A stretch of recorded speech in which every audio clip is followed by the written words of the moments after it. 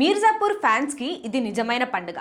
Prime వీడియోలో ఒక కల్ సెన్సేషన్ క్రియేట్ చేసిన మీర్జాపూర్ ఇప్పుడు డైరెక్ట్ గా బిగ్ స్క్రీన్ పైన రచ్చలేపడానికి రెడీ అయిపోయింది.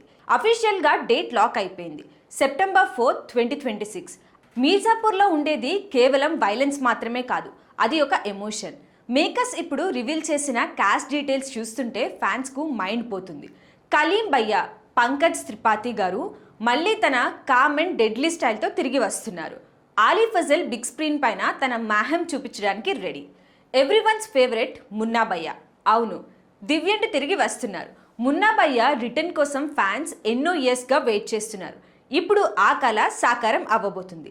వీళ్లతో పాటు కొత్తగా రవికిషన్ మరియు జితేంద్ర కుమార్ కూడా ఈ హై స్టేక్స్ డ్రామాలో జాయిన్ అవుతున్నారు.